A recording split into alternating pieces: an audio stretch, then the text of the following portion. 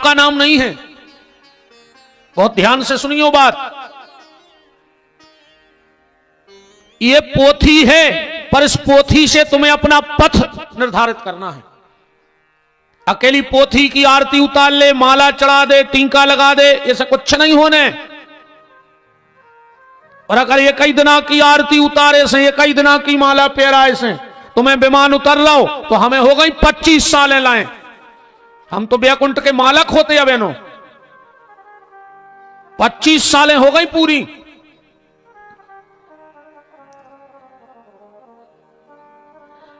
आप भागवत को मानते हो, यह बहुत अच्छी बात है, पर उससे अच्छी बात यह है कि भागवत में क्या लिखा है वो मानना है। तो भागवत कहते किसको, पहले तो जा समझो। इसी भागवत में 12 भागवतों की चर्चा है। भागवत में 12 भागवत बैठे हैं। भागवत का मतलब है जो भगवान का है वो भागवत है। तुम भी भागवत बन सकते हो, पर उसके लिए तुम्हें भगवान का बनना पड़ेगा। बात तो यही है कि तुम जुड़े कहां से हो। बात तो जुड़ने की है कि तुम जुड़े कहां से हो। अगर भगवान से जुड़े हो तो भागवत है, और भगवान से नहीं जुड़े तो तुम और वो में तुम अपने पुराने कपड़ा धो ले, वो जल कहां ले गए हो?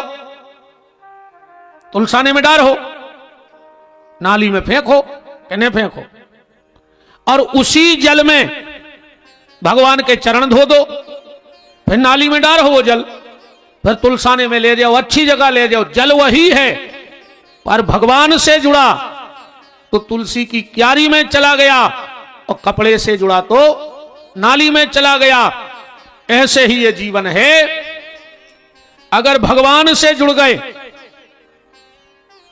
तो तुलसी के स्वामी के पास जाओगे, और खाली इस काया में ही बने रहे तो एक दिन नरक रूपी नाली में चले जाओगे। देखो, जीवन तो काटना ही है। बात तैसे समझ लो, कपड़ा चूहा भी काटत है और कपड़ा दर्जी भी काटत है। काटत के नहीं काटत, दो ही को एक ही काम है, कपड़ा काटवे को दर्जी को और चोखरवा को। पर अंतर है, जब दर्जी कपड़ा काटता है और चूहा, तो चूहा कपड़े का बंटा झाड़ कर देता है, और दर्जी जब कपड़ा काटता है तो उसका उद्धार कर देता है। ऐसे जीवन तो जानवर भी काट रहे, पर जीवन को बंटा झाड़ करके काट रहे। बात तो तब है कि जब इस जीवन का उद्धार हो जाए। इतना भजन करो कि तुम्हारा जीवन तमाशा ना बने, तुम्हारा जीवन तीर्थ बन जाए। इस मनुष्य जीवन को तीर्थ बनाओ। और कई महापुरुषों ने अपने जीवन को तीर्थ बना लिया। उन्होंने इतना भजन किया, इतना भजन किया कि वो जहां बैठे वहां तीर्थ बन गया। बन गया तीर्थ। हम जाते हैं ना दर्शन करने, क्यों जाते? क्या लक्ष्य था उनके पास? उन्होंने अपने जीवन को तीर्थ बनाया। तो भासन्ते त्रियलोकेषु गायन्ति नारदो शिवा, वर्तन्ते सर्वतीर्थेषु तरन्ति सर्वमानवः। एकदा हि विशालायां चत्वारा ऋषियो मलः, सत्संज्ञार्थ समायाता। एक समय नैमिषारण्य की पावन भूमि में 88,000 महात्माओं का आगमन हुआ। परस्पर विचार चल रहा था। परस्पर विचार चल रहा था कि घोर कलयुग आ रहा है, और कलयुग में व्यक्ति के पास इतना समय नहीं है। अपने पास समय तो कलयुग में तुमसे तपस्या हो जाए, बताओ करो तपस्या। अबे हम तुमसे कह दे में एक पांव पे खड़े हो जा, 6 महीना है, मार जाओ 2-3 दिना में, तपस्या हो ही नहीं सके।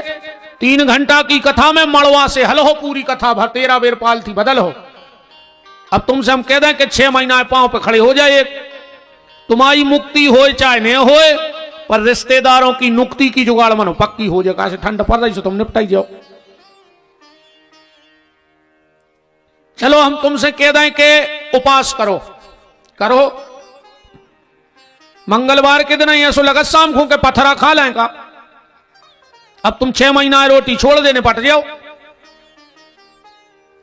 चलो कलयुग में दान करो, राम है तो भजो। कलयुग में सिर्फ हम एक काम कर सकते हैं, वो है भगवान का नाम। सबसे सरल अगर कोई मुक्ति का मार्ग है तो वो भगवान का नाम है। इसीलिए शौनक ऋषियों ने सूत जी से कथा नहीं पूछी। भागवत जी आप पढ़ना, उसमें यह नहीं लिखा कि हमें कथा सुनाओ। उनने कही है कथा को सार सुनाओ। कथा तो अपन ने बहुत सुन लाई, नहीं सुन लाई, कछु बदलाव आओ। हजारों बार यही गड़ोला में कंस मर गओ, हजारों बार रावण मर गओ। तुम्हारे भीतर को कंस मरो, अबे तुम्हारे भीतर को रावण मरो। का मतलब न करने वो कंस के मरे से। उसके तत्व को समझो। कथा तो उतना ही है भाई। ऐसा नहीं है कि अच्छी तामझाम बन गई सो हम कछु ज्यादा बढ़ा दें कथा में। आठें को भाई थे सो हमें भी आठें कहने पर के अष्टमी को जन्म भाव। ऐसा नहीं है कि हम 11 को कर दें। कथा के सार को समझो। कथा से हमारे जीवन की व्यथा कैसे मिटेगी उस पे आओ। ऐसे कथा में बैठे से कच्छू नहीं होए। ऐसे तो अपन बैठत रहो, कोनो दिन अपने घरे बैठे बारे आ जाए। कहीं काय कहने लगे बैठे अब 2-3 दिन होगा खारी उठ गई सो। तो जैसे अपन बैठे हैं सही वे बैठ के चले जाए अपने घरे।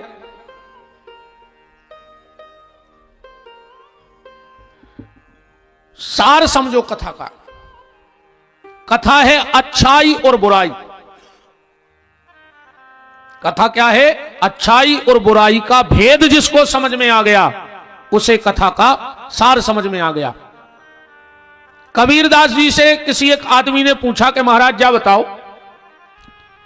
अच्छाई में और बुराई में कितना अंतर है? कबीरदास जी बोले मात्र 4 अंगुल को अंतर है। अच्छाई बुराई में कितना अंतर है? 4 अंगुल का अंतर है। वो बोलो हमारी समझ में नहीं आई कि आपने कहा कि अच्छाई में और बुराई में 4 अंगुल का अंतर है। कबीरदास जी ने कहा आंख में और कान में मात्र 4 अंगुल का अंतर है। इतना ही है। बोले हमारे फिर भी समझ में नहीं आई। कबीरदास जी कहते हैं कि जो कानों से बुराई दुनिया की बातें सुनी जाए वो बुराई है, और इन आंखों से संत के और भगवंत के चित्र को और चरित्र को जीवन में उतारा जाए वो अच्छाई है। और इसलिए एक बात को समझना, तुम्हारे सब जने बताइयो जा बात। रावण को और राम है अच्छाई और रावण है बुराई। कृष्ण है अच्छाई और कंस है बुराई। दिक्कत आज जा हो गई कि चेहरा तो अपन ने राम को लगाओ है, पर चरित्र रावण को है जीवन में। चेहरा तो हमारा कृष्ण का है समाज में, पर चरित्र हमने कंस वाले कर रखे हैं। जो हम हैं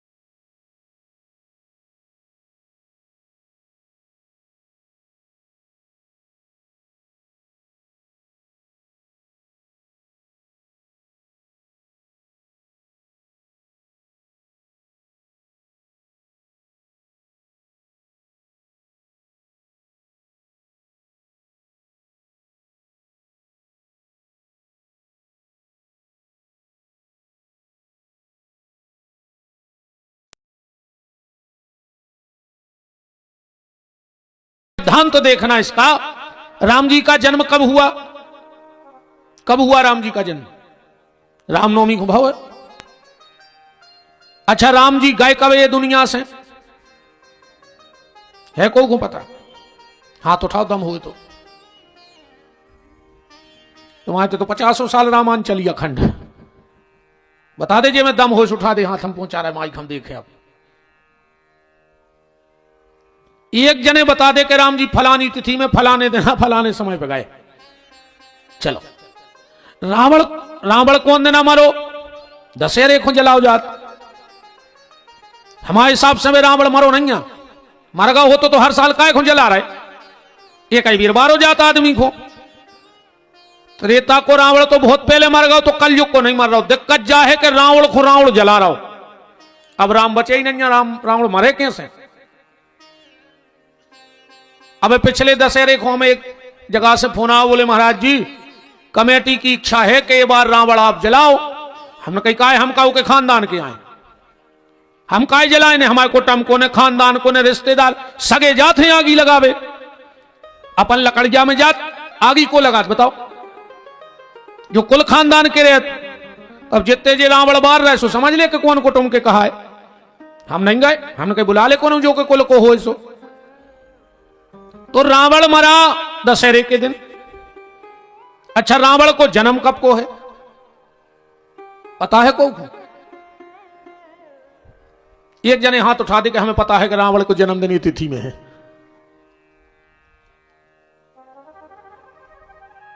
राम जी के जन्म को पता है, पर राम जी के जावे को पता नहीं है। रावण के जावे को पता है, पर उसके आवे को हमें भी पता नहीं है ना भाई। हमारी जान खान लगो, हमने चौतरे सो हमें भी जो पता नहीं है जो हम कह रहे हैं। पर जा बात हम ऐसे कह रहे हैं, जो सिद्धांत हम आप तक पहुंचाना चाहते हैं उसे समझना। राम जी हैं अच्छाई, इसलिए राम जी के आने का सबको पता है। जीवन में अच्छाई के आने का सबको पता होना चाहिए, पर अच्छाई के जाने का किसी को पता नहीं होना चाहिए। इसलिए किसी को पता नहीं कि राम जी कब गए। और रावण है बुराई, बुराई के जाने का पता रखना, उसके आने का कभी पता मत रखना। जीवन में काले ने रावण कब जन्म भाव तो बुराई के जाने का दिन याद रखो और अच्छाई के आने का दिन याद रखो। इसलिए राम जन्म का सबको पता है और रावण की मृत्यु का सबको पता है। वो कथा का सार है भागवत, और वो सार हमारे जीवन में आवे और उससे हमारे जीवन में जो विकृतियां हैं, हमारे जीवन में जो विडंबनाएं हैं, उनका हरण हो। कथा इन 7 दिन में अगर तुम एक एक बात कथा की मान गए, एक बुराई छोड़ते जाओ और एक अच्छाई रोज की कथा से ले जाओ, कथा सफल हो गई, कथा सफल हो जाएगी। एक पंडित जी का एक जगह कथा करवे, जजमान से बोले खड़े हो जाओ। पहले ही दिन जजमान खड़े होगा, बोले शराब पीते हो? बोले हाँ गुरुजी कब कब। बोले अब कसम खाओ कि आज से शराब छोड़ी। अब वो काकर तो बेचारो हजारों आदमों में फंस गए, कहने लगो हाउ छोड़ गई। दूसरे दिन पंडित जी बैठे, बोले खड़े हो जाओ। गुटखा खाते हो? बोले हाँ। बोले आज से छोड़ दे। उन्हें कहीं छोड़ दो। तीसरे दिन बीड़ी सिगरेट? बोले गुरुजी कब कब। बोले कसम खाओ के छोड़ दई। उन्हें कहीं छोड़ दो। चौथे दिन बोले चाय पीते हो? क्या लगो हाँ गुरुजी, के लिए कसम खाओ के चाय छोड़ रहा है। 5वें दिन गुरुजी नहीं कह पाए, वो खुदा ही खड़ो होगा। गुरुजी बोले काहे? बोले गुरुजी तुम कछु न कछु छोड़वा हो, आज हम घर से ही छोड़ संकल्प लेके आए कि एक चीज छोड़ने। बोले कहा? बोले हम जे कान पकड़े अब कथा करा वो ही छोड़ रहा है। ऐसा नहीं छोड़ना है, बुराई छोड़ो जीवन में और अच्छाई को अपने जीवन में लाओ। तो सौनकादि 88,000 महाराज सूत जी से प्रश्न कर रहे हैं कि घोर कलयुग आ रहा है और इस कलयुग में व्यक्ति के पास इतना समय होगा नहीं, तो अल्प समय में भगवत प्राप्ति कैसे हो, उसका कोई उपाय बताओ।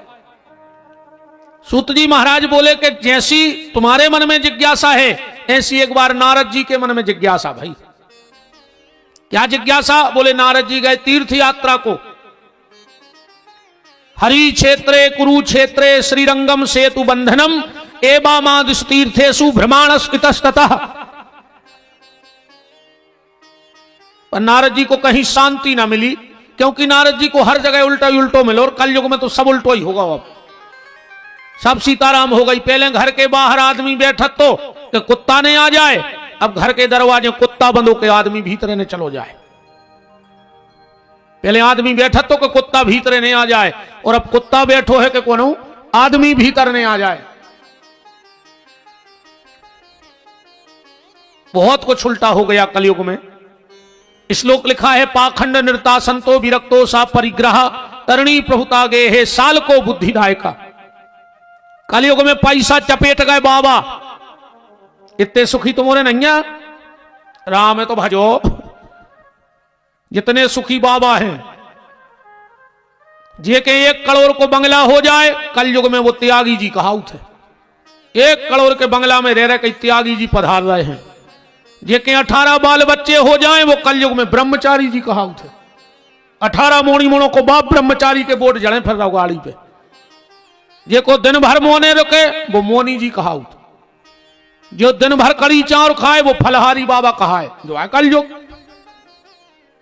बताओ पैसा बाबों के होने तो बताओ हो तुमने इतने सुखों में जितने हम होने ले रहे। हम खुदा ही बाबा जी कहां लगे, मनो जल जला भी गाड़ी में लोटा भर के धर दे तो झलक नहीं सके, इतनी महंगी गाड़ी में बैठा था खुदा ही। और तुम्हारे संसारी आओ सो साइकिल नहीं जोड़ रही। हमारे त्यागी हैं। संपत्ति होने ती संसारी के, और साधना होने ती साधु के, सोल्टो होगा। पैसा चपेट गए साधु, और भजन पूजन गृहस्थी कर रहा है। नारद जी और आगे बढ़े तो क्या देख रहे हैं, उल्टो तो बहुत कछु होगा है। 2-4 चीजें अपन देखिए उल्टी। पहले जब अपन बिटिया को लड़का ढूंढते तो कैसो घर चाहने, तो खा तो पी तो, यही कहते समाज में, खा तो पी तो घर बताओ। पहले के बहु दद्दा खा तो पी तो ढूंढते, और अब एक ढूंढ रहे कि पियत खा तो भरने हुई, बस होगा उल्टो। पहले गंदगी त्यागवे जाते घर के बाहर, और पैसा गड़ाते घर में।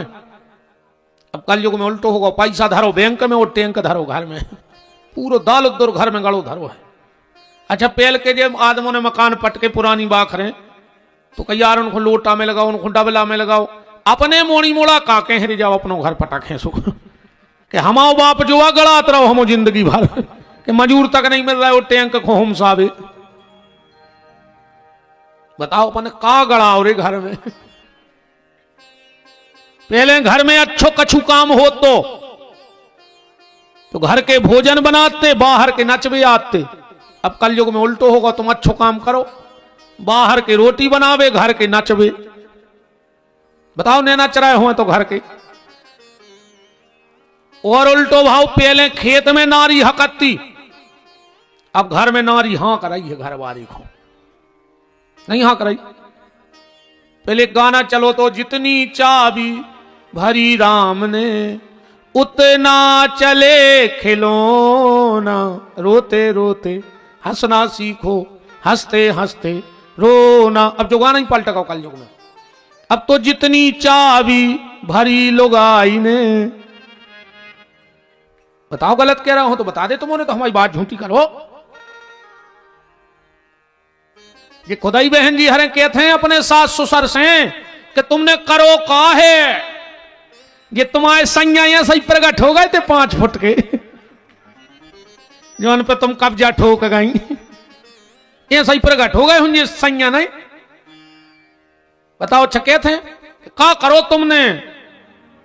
अरे राम राम राम राम, आज पहलो दिन है सोपन तनक निभा के चल भी, कल से तो फिर अब हिसाब कर रही हुई है।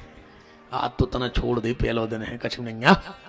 कल से मनो खबर राखियो, सुनबे की दम हो तो यज्जू न, बिल्कुल ना खुद देखियो ने सकोच को कहाओ ने, बिल्कुल 1 पैसा को।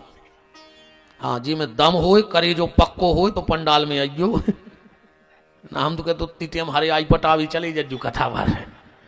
कम से कम गैया फार है तो काय को जगह रूंद हो फिरी फट में तुम्हें मानने का छुए नहीं है, काय को जगह रूंद भी बैठो। नारद जी ने देखा कलयुग में माता पिता का कोई सम्मान नहीं है, माता पिता को कोई नहीं पूछ रहा है। अब 3 लोगों की हालत तो बहुत ही खराब है आज के समय में। सबसे पहले गज्जा की, दूसरे नंबर पे भज्जा की और तीसरे नंबर पे मैया और बाप की। इन 3 से आदमी को चित्त पट गया, बिल्कुल चित्त पट चुको है। का पता का होगा वो आज के आदमी को। गैया से प्रेम नहीं बचो और सगे भज्जा से पूरा गड़ोला बढ़ जाए तुम्हारा कोई दिक्कत नहीं है कोऊ से, पर कहूं सगो भज्जा बढ़ गो तो तुम्हारी छाती पे सांप लूट गए और वो लाने जो बैठेंगे पट्टी पड़ावे। ये तो ऐसी संप्यार जानत है। कहूं देवरानी की 2 ईंटें ऊपर हो गई तो जेठानी को ब्लड प्रेशर हाई, और कहूं जेठानी देवरानी की 2 ईंटें ऊपर हो गई तो जेठानी देवरानी को ब्लड प्रेशर लो। मर जाओ ज्यादा ब्लड प्रेशर ने बड़ा जो लखवा लग जाए ऐसी मिलो मर जाओ कौन बचो। मां साहब सोई मूड ठोक रहा है कि बिद गए भी तो हमने तो खूब 2-3 साल से लगी थी मना करी थी, क्या मैंने बोला आओ कहा से अब तो अपन आधे उनसे तो खिसका ही गया तो जाको ठंडा है सो दिमाग अच्छा है, गर्मी में तो और सन्ना जात। अब चाहे मां साहब किस्मत ठोक अब तो छेद ना काट नहीं पा रहे हैं, आज को तो भगवान ने काट दो। निवेदन, कई बार लोग हमसे कहते हैं कि तुम ऐसे काय बोलन लगे, इतने काय चिल्ले आन लगे। हमने कही अब जब समाज सो रही है तो सोवे बारे को आराम से नहीं जगा सकत, अब तो चिल्ले आई के जगा सकत है। अच्छी बातें पहले हम भी करते, 10-50 आदमी जुड़ते हमारी कथा में।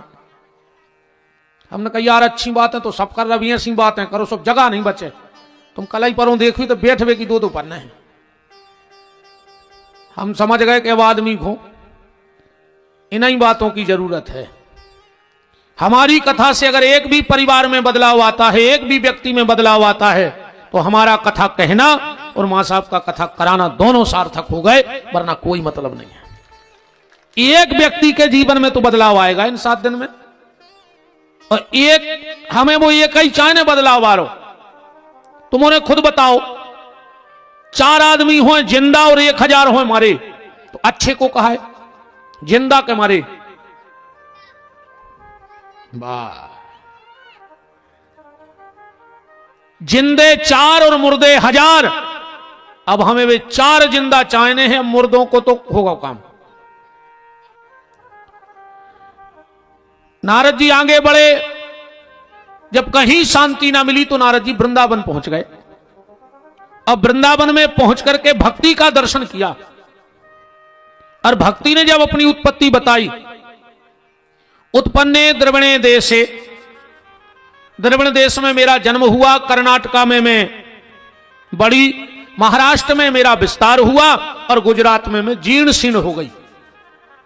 अब कथा इतना सी है कि द्रविण देश में भक्ति को जन्म भाव, कर्नाटका में बढ़ गई, महाराष्ट्र में विस्तार होगा, गुजरात में जीर्ण शीर्ण हो गई।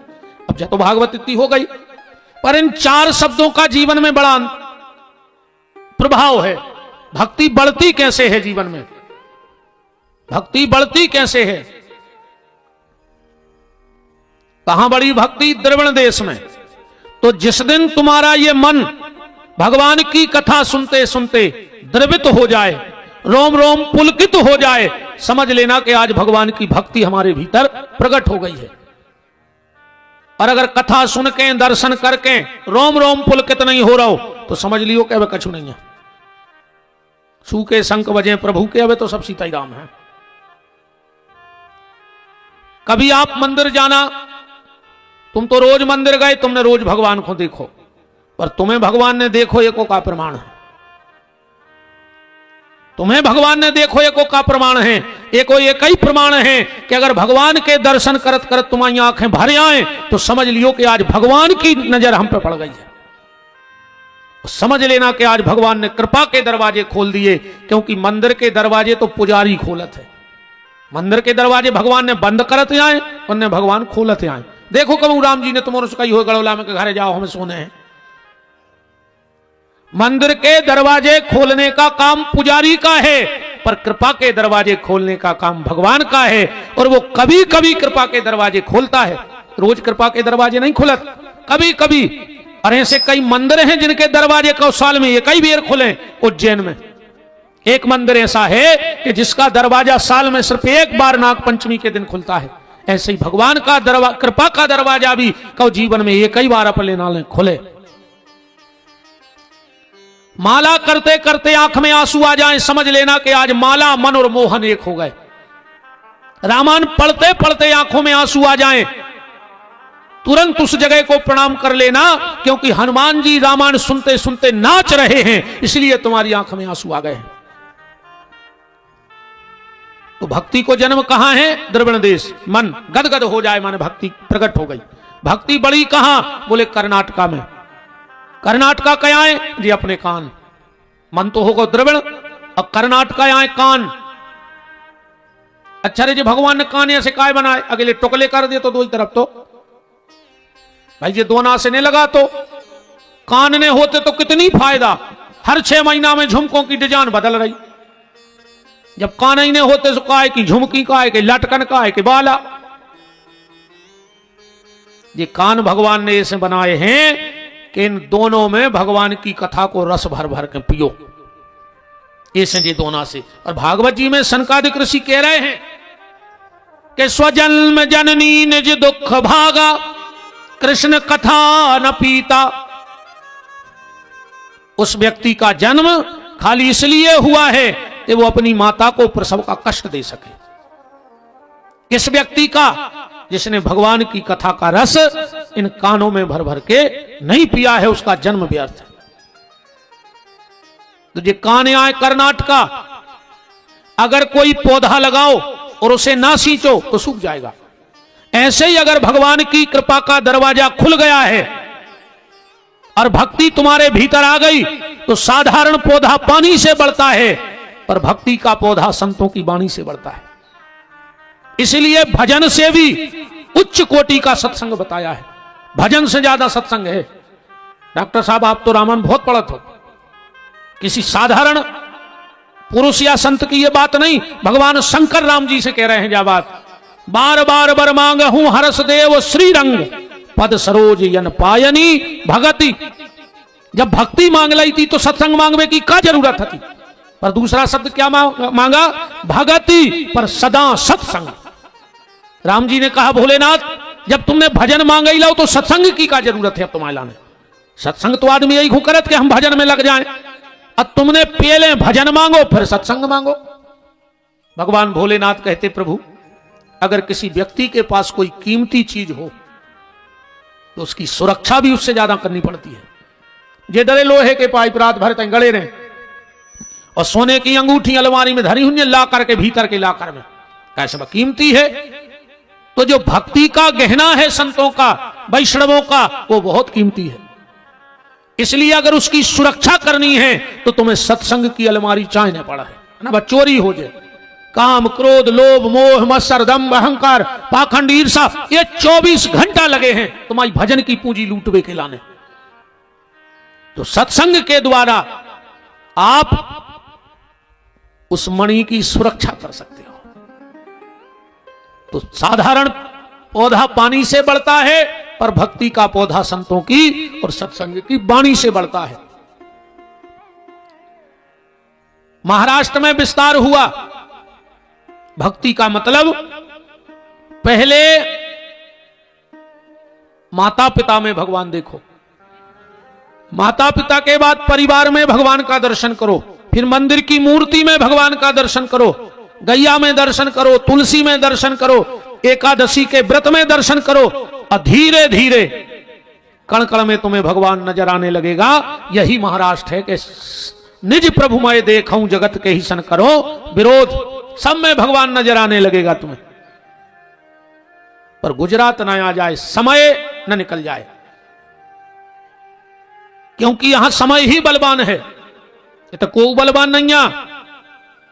आदमी कहते फलाने भज्जा पावरफुल, ढकाने भज्जा पावर, ऐसा को पावर मावरफुल को नहीं आए। तो पावरफुल को है बोले समय। अपन कहते उनके संग पूरा क्षेत्र एक तरफा है, उनके संग गांव एक तरफा, को के संग को नहीं आ। तुम व्यर्थ में बेदे यार, तुम घर की नारी की भरन में हो, हाथ की नारी तो तुम्हारा संग छोड़ दे। कहा भाई डॉक्टर साहब, हाथ की नारी डॉक्टर कह देता आई एम सॉरी। अच्छा दो आदमी लड़ पड़े और कहूं कह देवे सॉरी तो लड़ाई खत्म, और कहूं डॉक्टर कह देवे सॉरी तो आदमी खत्म। जो ही तो समय आए, समय समय पे होते हैं समय समय की बात, और काऊ समय को दिन बड़ो सो काऊ समय की रात। अच्छा बताओ मां साहब, तुमने तो पढ़ा जब 10:30 बजे स्कूल की घंटी बजती, ऐसो लगत तो जैसे काल मूड पे गिरो हुए। घंटी बाई जगा बाई बजावे बारो बोई, पर काल सो लगत तो। और भाई जब 4:30 बजे बजत है, जगा बाई घंटी बाई बजावे बारो बोई, पर ऐसो लगत तो जैसे दुनिया जीत लगी हुए है। सब समय को खेल। 10:30 बजे अपन सब पढ़े लिखे हैं। हम कहते को ज्यादा पढ़ो को कम पढ़ो, हम ज्यादा पढ़े तुम्हारे कम पढ़े। हम बरोबर तुम्हारे एक ने पढ़ो हो जा जितों में, हमने एक क्लास 3 बेर पढ़ी, तुम्हारे का पढ़ो। बताओ, हमने एक किताब 3 बेर पढ़ी तो हम ज्यादा जानत के तुम्हारे, हम ज्यादा जानत का है, तुम्हारे एक बेर पढ़ी एक किताब। बात सिर्फ समय की चल रही है, यहां किसी के साथ कोई नहीं है। तो जब भीड़ काय की आए, बोले जब समय की भीड़ आए, जब समय अच्छो चलत है तो आगे पीछे आदमों की लेन लगी रहती, और वही समय जब पलटाई खाते सो अच्छे अच्छे भज्जा हरे माछी मारत घरे बैठ गए। इसलिए यहां बलवान समय है, व्यक्ति बलवान नहीं है। और हम तो भगवान से प्रार्थना कर रहे हैं, आप जितने जने बैठे हो, भगवान सबको महंगी घड़ी देवे, पर कबो दुख की घड़ी न देवे। महंगी घड़ी सबको दे, पर दुख की घड़ी कभी ना दे। और जब भी भगवान देवे तो ऐसा ही सत्संग की घड़ी देते रेवे, तो समझ लियो कि जीवन धन्य होगा। सत्संग की घड़ी मिलत रेवे, समय व्यर्थ मत जाने देना। नारद जी बद्री का आश्रम पहुंचे, सनकादिक ऋषियों से भेंट करी है, और उन्होंने ज्ञान वैराग्य को ठीक करने के लिए भागवत सुनाने का उपदेश दिया है। आज पहला दिन था, कथा की बैठकी हो गई। कल से बिल्कुल देखो ठंडी का है समय, हमारी एक बात ध्यान से सुन लो, बिल्कुल ठीक 1:30 बजे हम मंच पे मिले हैं तुम्हारा, बिल्कुल 1:30 बजे, और 4:30 पौने 5 तक कथा। इतनी टाइम तक आदमी प्रसाद लेके अपने ठिकाने तक पहुंच जाए। दूर से भी लोग आएंगे, फिर ठंडी को समय है, मोटरसाइकिलों से भी आए हैं। एक बात जरूर आज हम कहना चाहते हैं, हम रास्ते में सुन रहे थे, 2-3 बातों पे ध्यान कर लो। जब भी कलश यात्रा होए गांव में, हम लोग जब कलश यात्रा में जाते हैं तो झंडे ले जाते हैं, और जगह जगह देवतों के बांध के घरे भग जाते। ऐसा ही ना नहीं है? शास्त्री जी हरे बैठे हैं, इस शास्त्र विरुद्ध है, बहुत ध्यान से समझिए हमारी बात। झंडे को कहते हैं निशान। हम लोग ये झंडे लेके क्यों जाते हैं? हम इसलिए जाते हैं कि गांव के जितने देवता हैं, हम उनके लाने रथ लेके जाते हैं, वे देवताई पे बैठ के तुम्हें पंडाल में आउट है। जहां जहां से यात्रा निकलती, जो देवता जहां है, माई का मंदिर पड़ेगा तो पचरंगे झंडे में माई एक तेज से विराज के पंडाल में आती हैं। हनुमान जी लाल झंडे में आएंगे, पीले में नारायण, सफेद में भगवान शिव। सब देवताओं के अलग अलग कलर हैं। हम उनको इसलिए पंडाल में लाते हैं कि हमारी सामर्थ्य यह है कि हम पैसा खर्च कर सकते हैं, पर तुम समय को नहीं बांध सकते। पंडाल बांध सकते हो, रेलिंग बांध सकते हो, कलश में धागा बांध सकते हो, पर तुम समय को नहीं बांध सकते। तो समय को बांधने के लिए कि यहां कोई अलाय बलाय न आए, कोई घटना ना घटे, इसलिए चारों तरफ से देवता इस पंडाल की रक्षा करें।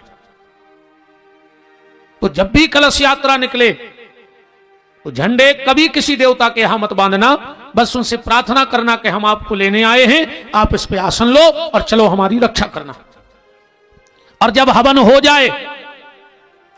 जाए तो जहां जहां से आप निकले हो और जितने भी कलर के झंडे हैं, सात सम्मान उन झंडों को ले जाकर के उसी मंदिर में स्थापित करना चाहिए और श्रीफल भोग चढ़ाना चाहिए कि प्रभु आपने मेरा कार्य सफल कर दिया, हम आपके ऋणी हैं। और फिर कभी ऐसी कृपा करना, इतना हमें आनंद में रखना कि फिर कभी हमें ऐसा मौका मिले कि हम तुम्हें फिर लेने के लिए आए। इसलिए ये निशान गांव में घूमते हैं। कथा का अपना प्रभाव है। कथा भागवत खाली दिमाग पे आई, कुड़री बना के तुमने सिर पे रखी, माने दिमाग में रखी, और खाली भगवान की कथा दिमाग में आने का प्रभाव देखो। कोई भी यजमान हो, चाहे मां साहब हो, चाहे कोई कथा कराए, ईमानदारी बताओ मां साहब, आपको इतना समय हो गया इस गड़ोला जागीर में, कभी आप गांव में निकले तो लोगों ने चौक पूरे, आरती उतारी, तिलक लगाया, घर घर में माला पहनाई? ये भगवान का प्रभाव है कि जब भगवान दिमाग में आया तो लोग तुम्हारे हो गए, और जब दिल में आएगा तो तुम परमात्मा के हो जाओगे। गारंटी की बात है। खाली दिमाग पे भगवान आने से यह हाल है, और जिस दिन वो दिल में बैठ जाएगा फिर क्या हाल होगा। दूसरी बात, जब भी गांव में कलश यात्रा निकले, माताओं को जरूर उस यात्रा में और पुरुषों को जाना चाहिए, क्योंकि जो कलश यात्रा में चलता है, हनुमान जी की कृपा से उसे जीवन में कष्ट की यात्रा में नहीं चलना पड़ता है। हनुमान जी कहते तुम कलश यात्रा करा रहे हो, तुम्हें हम कष्ट की यात्रा, और जो नहीं निकल रहे भगवान के जब ये यात्रा में नहीं आ, तो पाप तो बिल्कुल मुंह बाएं ठाड़ो या है कि मौका मिले भर तो तुम्हें चपेट वे की लाने। बुराई को तुम्हें बुलाना नहीं है, बुराई तो तुम्हारी ताक देखे हैं कि तुम तन्नक भर फिसलो भजन के मार्ग से, और सारे अवगुण तुम्हारे ऊपर हावी हो जाएंगे 1 मिनट में। बहुत बहुत धन्यवाद आप सबके लिए, आज की यात्रा के लिए, आप सब नगरवासियों के लिए, आपके सहयोग प्रेम स्नेह के लिए। और शेष बातें जो हनुमान जी और राम जी सुनना चाहेंगे वो कल से व्यास गद्दी बोलेगी। आज की चर्चा को हम यहीं ठाकुर जी के श्री चरणों में विराम देते हैं। अब भगवान की मंगलमय आरती, आप सभी आरती में सम्मिलित रहेंगे। सभी लोग आ जाओ आरती में।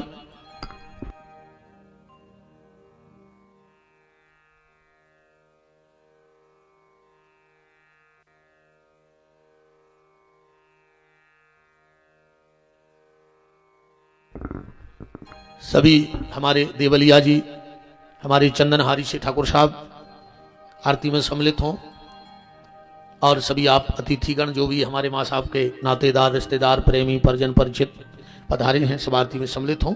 जब तक आरती जलती है खोलिए हाथ, बोलिए हमारे साथ। रोज आपको हमारे साथ कहना है कि जिनका रखवाला है राम, उनका कौन बिगाड़े काम। जिनका रखवाला है राम, उनका कौन बिगाड़े काम। कृपा करे जब श्याम सलोना, माटी भी बन जाए सोना। कृपा करे जब श्याम सलोना, माटी भी बन जाए सोना। निर्बल बलशाली बन जावे, दुख दारिद्र निकट नहीं आवे। निर्बल बलशाली बन जावे, दुख दारिद्र निकट नहीं आवे। मेरे प्रभु की लंबी भुजाएं अपने दास को सदा बचाएं। मेरे प्रभु की लंबी भुजाएं अपने दास को सदा बचाएं। सबको मिल जाए आराम, जिनका रखवाला है राम। जिनका रखवाला है राम, उनका कौन बिगाड़े काम। दोनों हाथ ऊपर उठाइए, बोलिए हमारे साथ। हे मेरे नाथ, मैं आपको कभी न भूलूं। हे मेरे नाथ, मैं आपको कभी न भूलूं। हे मेरे नाथ, अब तो दया करो। चलिए सभी आ जाओ, आप लोग भी डॉक्टर साहब सब लोग आरती में हो जाओ सम्मिलित। चलिए। ओम हरि ओम चंद्रमा मनसो जात चक्षुः सूर्यो अजायत श्रोत्राद्वाय च प्राणश्च मुखादग्नेरजायत। बांके बिहारी तेरी आरती गाऊं। बांके बिहारी तेरी आरती गाऊं। मोर मुकुट तेरे शीश पे सोहे। मोर मुकुट तेरे शीश पे सोहे। प्यारी बनसी मेरो मन मोहे। प्यारी बनसी मेरो मन मोहे। देख छवि बलिहारी जाऊं। बांके बिहारी तेरी आरती गाऊं। चरणों से निकली है गंगा प्यारी, चरणों से निकली है गंगा प्यारी। जिसने सारी दुनिया तारी, जिसने सारी दुनिया तारी, उन चरणों के दर्शन पाऊं, बांके बिहारी तेरी आरती गाऊं। दास अनाथ के नाथ आप हो, दास अनाथ के नाथ आप हो, सुख दुख जीवन प्यारे साथ आप हो, सुख दुख जीवन प्यारे साथ आप हो। हरि चरणों में शीश झुकाऊं, बांके बिहारी तेरी आरती गाऊं। कर्पूर गौरम करुणावतारम, संसार सारम भुजगेंद्र हारम सदा भजन्तम हृदयार बिंदे। भवं भवानी सहितं नमामि, मंदार माला कुलताल कायै कपाल मालां से घिरायो। दिगंबराय च दिगंबराय नमः शिवाय च नमः शिवाय, नमः शिवाय च नमः शिवाय, नमः शिवाय च नमः शिवाय। ओम मरार्तिकम मुनदाय जलेने सिल्ले नमो देवा।